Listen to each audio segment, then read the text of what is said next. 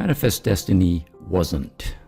Manifest destiny is a curious doctrine from American history, one that reverberates across the generations, right up to today and our current debates about culture and politics. The United States, during the 19th century, spread relatively rapidly from the east to the west, becoming a nation from sea to shining sea. What is or was manifest destiny? Was it a destiny? Was it necessary in some less than destinarian sense? Was the overall expansion of the United States progressive, a good thing? There was lots of good things that happened and lots of terrible things that happened in the United States in the 19th century as a result of the expansion. So who deserves the credit and the blame for the particular developments along the way? Now, my view is going to be that manifest destiny wasn't. It was not necessary, and it certainly wasn't a destiny. My reason for that is metaphysical. Nothing in human history is necessary or destinarian. Human beings have choices. We can respond to similar circumstances in very different ways, and that's one of the big lessons of histories. Though, of course, we can make probabilistic judgments given the factors that are operative of the time. That does make us able to learn some lessons from history. But manifest destiny was not necessary. Even at the time, it wasn't anything close to necessary. And of course, in hindsight, we know that, at least in its strong formulations, it didn't happen. Now, my agenda here is, as always, to use history as very interesting in its own right.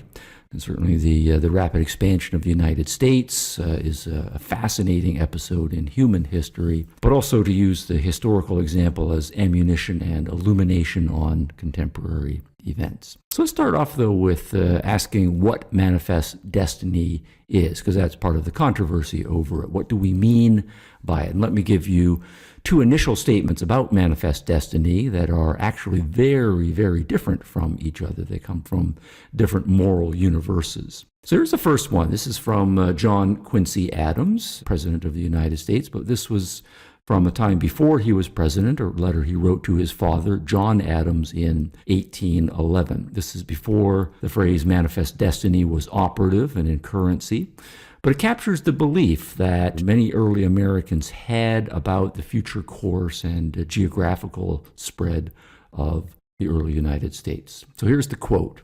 "The whole continent of North America appears to be destined by divine providence to be peopled by one nation, speaking one language, professing one general system of religious and political principles, and accustomed to one general tenor of social usages and customs.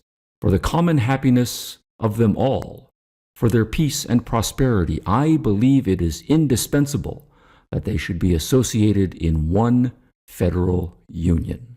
Unquote. Now consider the astonishing scope, rather, of this manifest destiny claim. Now obviously it wasn't a good prediction, but it is one clear statement of manifest destiny's expectations and aspirations.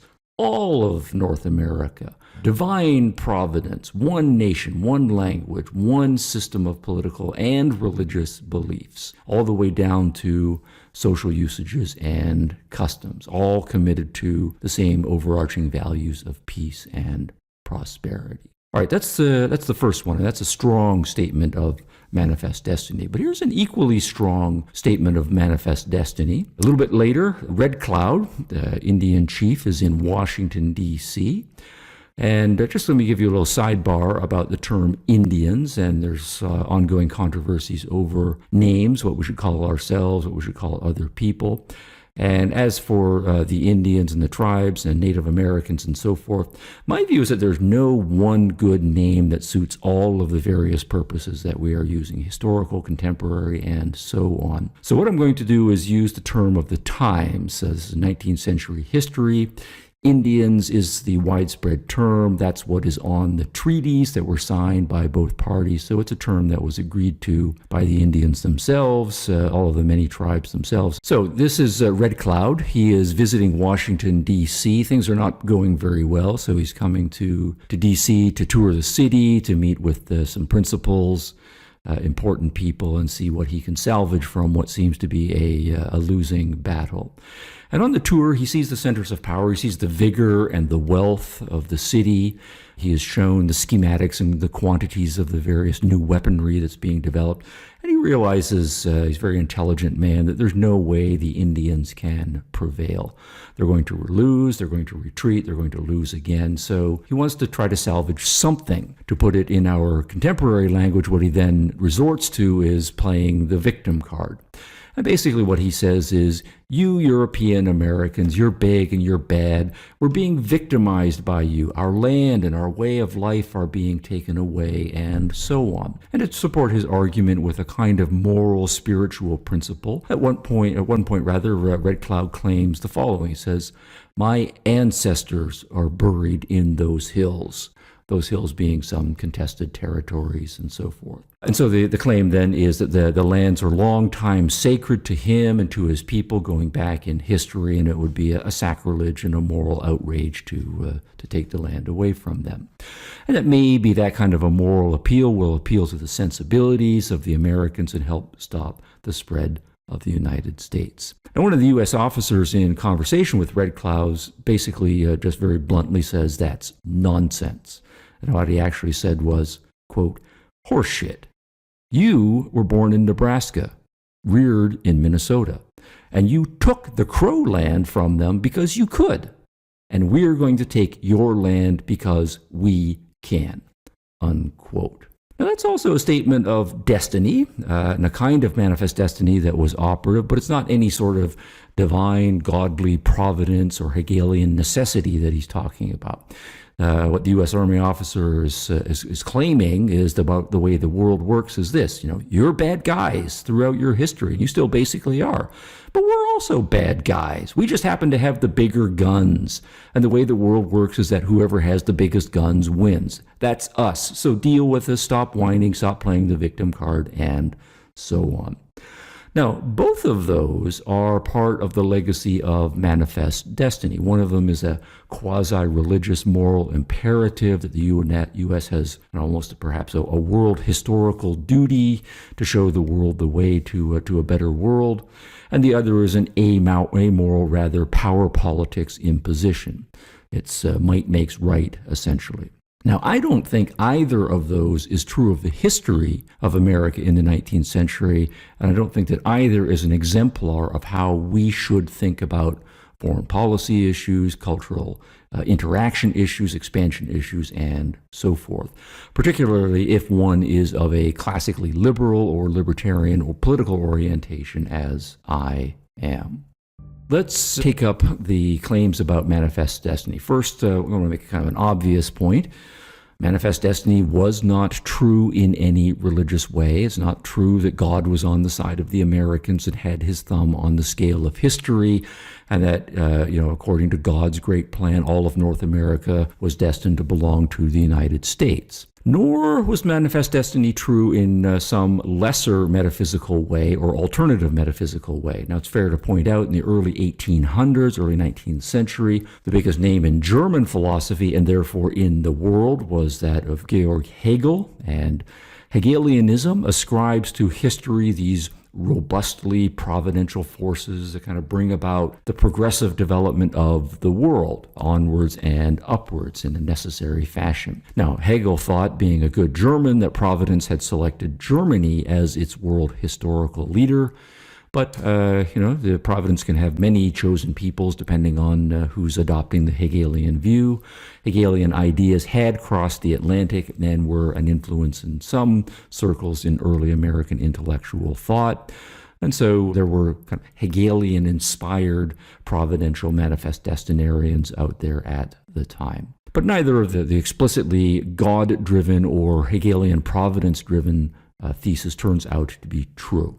So what if we then turn to a purely secular understanding of the times and then try to push for maybe a more watered-down version of manifest destiny and say that something like, given all of the factors, the naturalistic and secular factors that were operative in the 19th century, all of the contending cultures, the material resources available, political factors, and so on, it was going to happen. And that was going to happen independently of any push or pull from the gods or providence. So we try to identify the various operative factors that were going on in the 19th century and say, do they imply, and maybe we can make a case for saying that they imply that yes, absolutely, or something closer to absolutely, the U.S. was somewhat destined to become a transcontinental nation.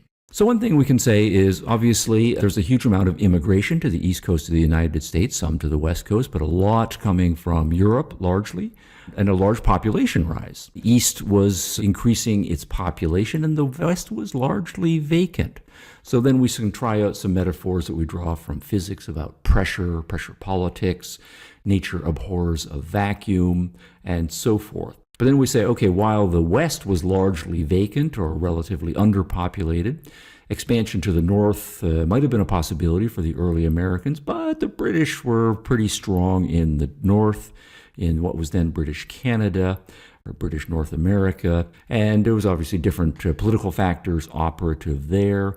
Maybe expansion to the south is a possibility, but to the south we've got the Spanish and the Mexicans, and again, maybe it's not as feasible there. The west, by contrast, is much more empty, and so as the immigration pressure builds, as the population pressure builds, that's where the population pressure necessarily is going to expend itself. All right, so that's one factor. Now, another factor could be, do we say, well, American politicians are kind of like politicians everywhere. They're ambitious, they want more power, they want more glory, and one way that politicians exert their ambitions is by territorial expansion. And so if there's more territory out there and it seems to be available for the taking, if I can be the politician who leads the push, makes it happen, more glory for me, my name will redound through the ages. So that certainly could be an operative political factor.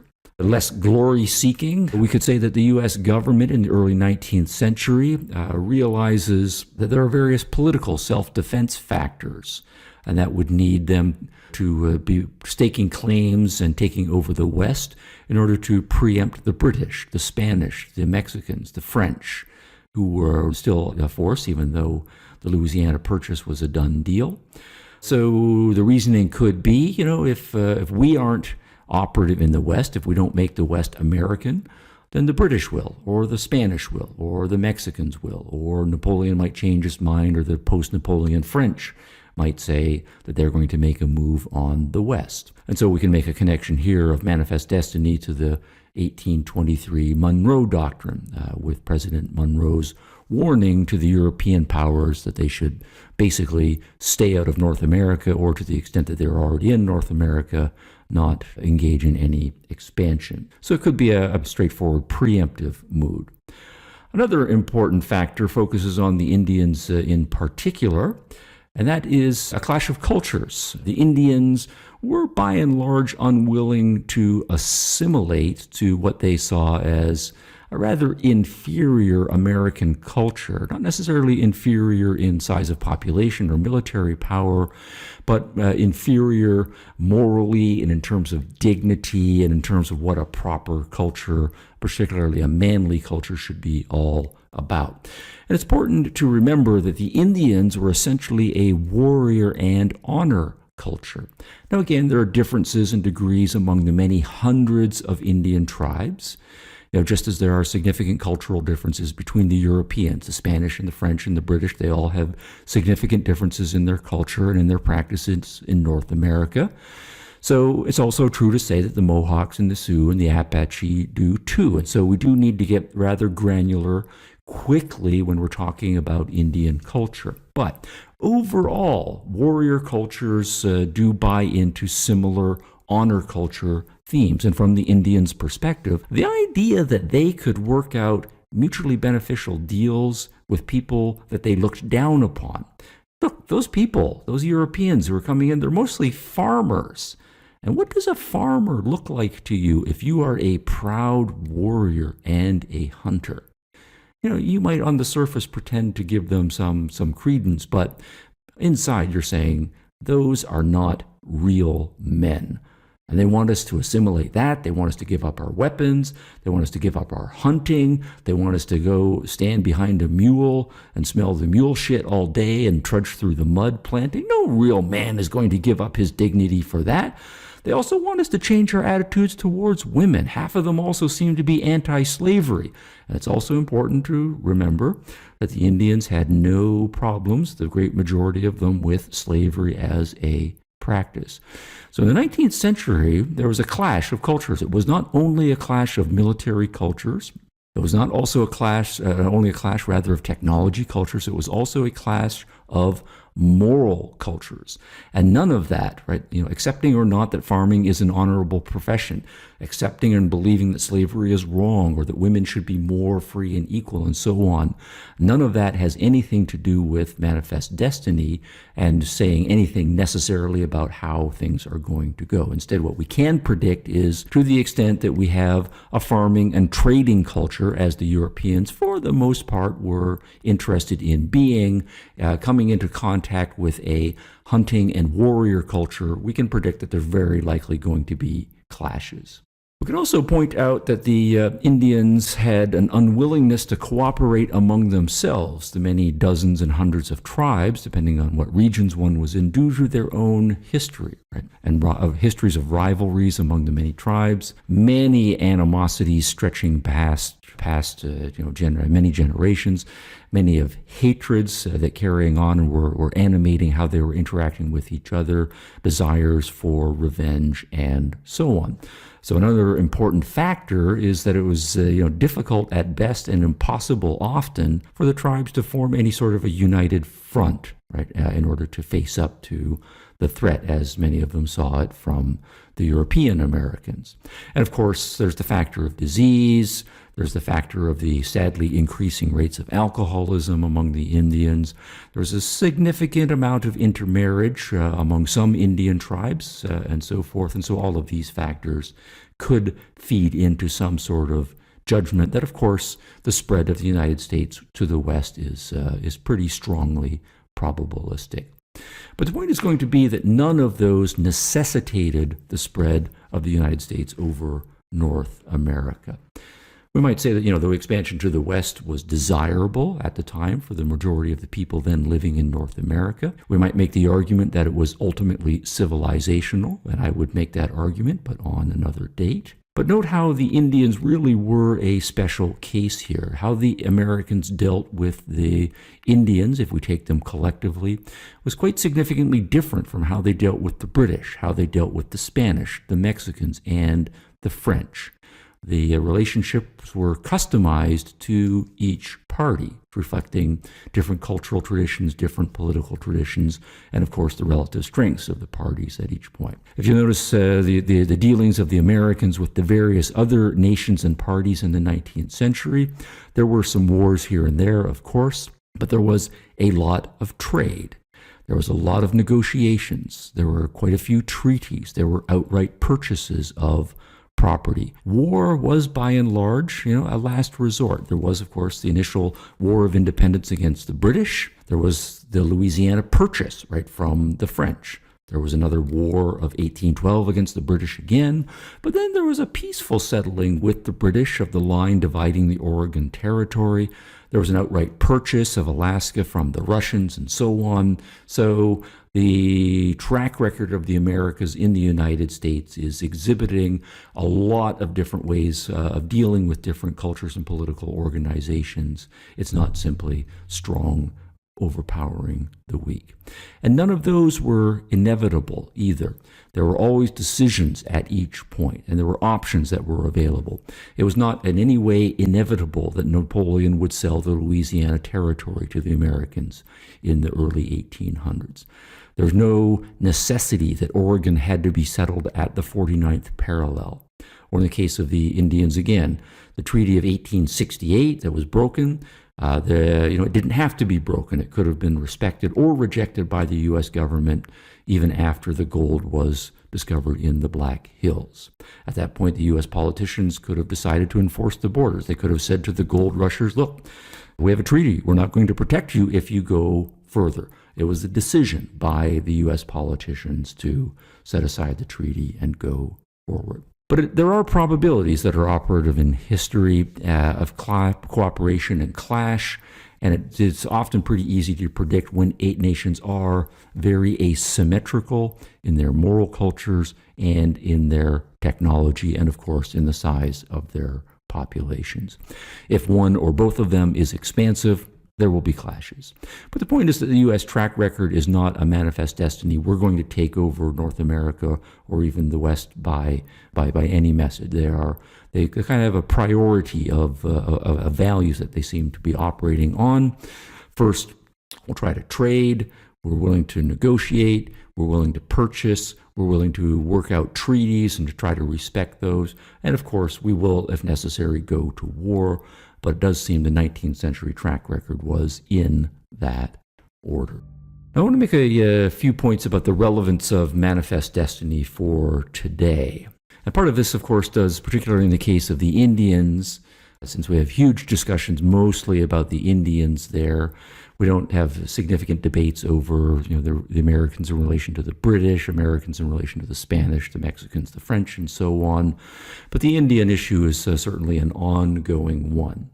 And so it does force us to make a moral evaluation claim, an overall judgment of each culture. So we have to say something about the standing of each culture in the 19th century.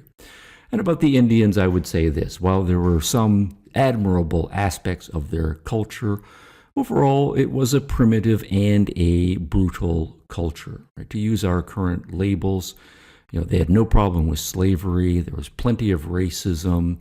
There was little sense among them that women should be more free and equal.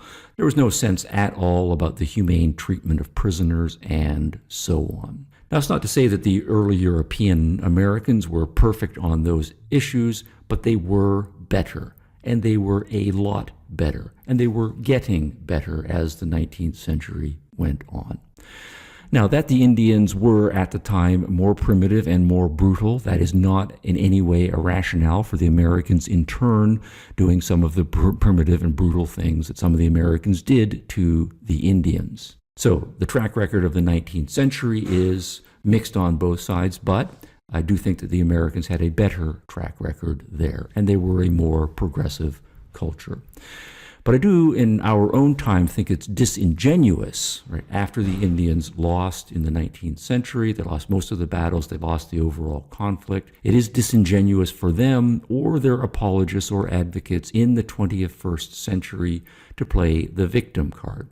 It's not legitimate to complain afterwards that you lost by the rules of the game that you yourself adopted. You live by the sword, die by the sword, etc. So, the early United States, we can also, I think, make a distinction between the actions of the citizens, right, for the most part, and the actions of the American government. That's also an important distinction to make.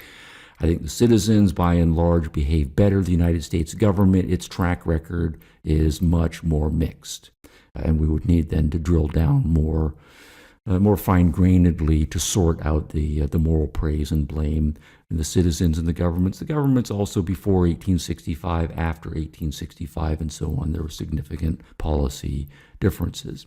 And so we do need to say against the European Americans and the United States government, there were some legitimate and semi-legitimate claims, objections rather, to their actions that can be mounted. But I do want to say, overall, the United States was progressive in the United States. They had a priority. They came to be productive. They wanted to farm. They wanted to extract mineral and other resources. They wanted to trade. They were willing to engage in treaties when necessary. War happened, but it was typically a last resort. It was never quick to war, and that is the sign of a progressive culture. The healthy priorities are be productive, trade with people, can't work out relations with them, have a treaty, and just go your separate ways. War is a last resort. The Indians' priorities in the 19th century were largely inverted, right? War was their first option. That's the most manly option. Hunting as a second most manly form of living. Treaties, when necessary. Trade, well, that happens too, but it's further down the list of moral priorities. And when you have two cultures interacting like that, I think that is going to set you up most likely for lots of nasty clashes. But the implication for today is to reject entirely the tact of the various oppression studies activists who will use sympathy for the natives as losers, as a kind of a political tactic in the current culture wars. And of course, the tactic is to try to induce some guilt, to use it to position for various social political standing, push for reparations in the form of extra rights for favored groups or outright cash handouts and so forth. Now, all of that I think is illegitimate, but I am setting aside for another discussion. There are, of course, legitimate legal claims for treaty violations in the 19th century. I'm not a legal expert. I'm not going to speak to those, but I'm certainly open to that. And I'm certainly open to agreeing that the U.S. government's 20th century record of treating the Indians very paternalistically, in some cases as welfare state charges, is very bad. But the 19th century clashes are not grounds for treating 21st century tribes as oppression victims.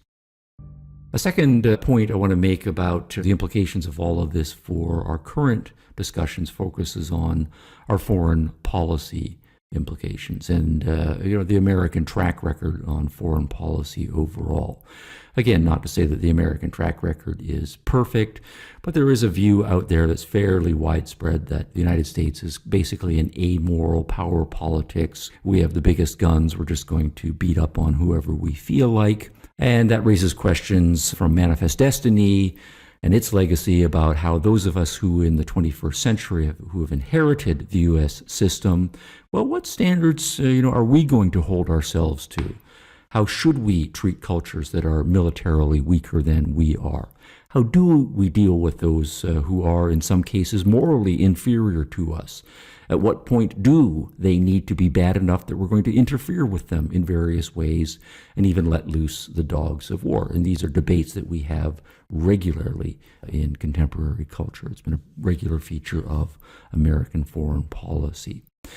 Now, contra John Quincy Adams, how the United States played out in the 19th century wasn't inevitable, and it certainly wasn't justified by, divine moral enterprise claims and so forth. So I don't think that is in any way a lesson that's useful to us in the 21st century as we think about American foreign policy. Setting aside the justified by divine morality claim, it's also not the case that foreign policy is a strong versus weak power game. And that's contrary to the claim of that U.S. armisticer who called out Red Cloud and called his my ancestors are buried in those hills claim horse shit. The United States' track record has, of course, taken the difference between strong nations and weak nations as a factor.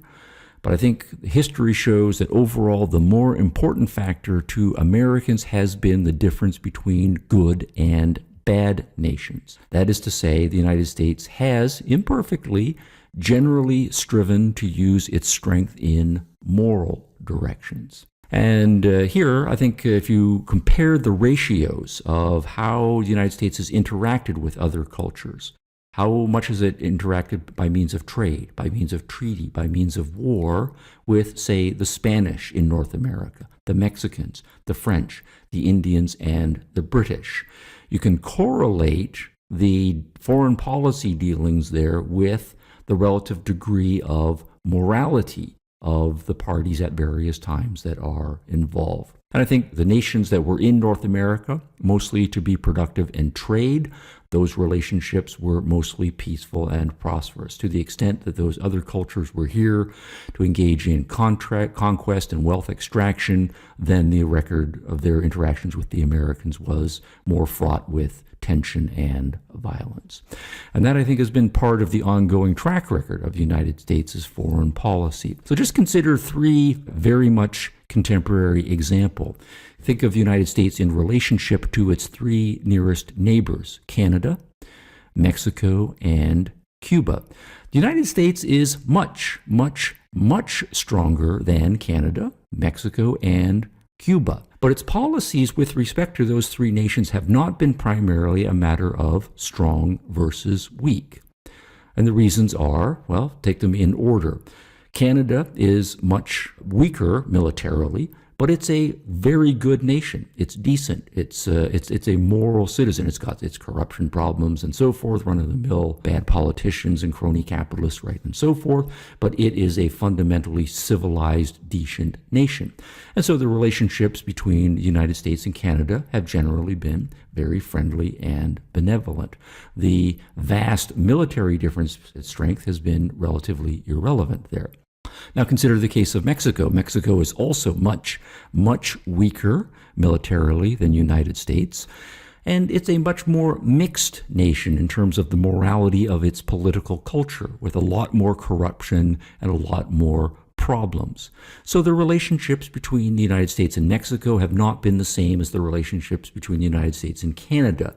The United States and the Mexicans have had many more tensions and problems and diplomatic incidents and just overall a rougher relationship. But now consider Cuba, right? Cuba also is much, much weaker than the United States in terms of military strength, but it is a very immoral political culture. It's an authoritarian dictatorship verging on totalitarianism, with massive violations of human rights, much confiscation of the wealth of the Cuban people, much corruption among the elite political class. And so as a result, the relationships between the United States and Cuba have been extremely tense for a half a century. Now, of course, the United States, if it was simply a matter of might makes right and whoever is the strongest dominates, the United States could conquer any of those three nations pretty easily if it chose to do so. But it doesn't, and it hasn't. Instead, its actions with respect to each of them are directly proportional to the moral status of each nation. The relative strength and weaknesses of each is not the primary. The goodness or badness of each nation is more important. So with respect to Canada, the U.S. is largely hands-off. With respect to Mexico, it's more often interventionist and or putting up barriers. With respect to Cuba, it's been mostly isolationist for a half a century or so, but it's obviously keeping open the option of war if in any respect Cuba becomes a military threat, and it does keep open the option of intervention if Cuba becomes even more of a humanitarian disaster.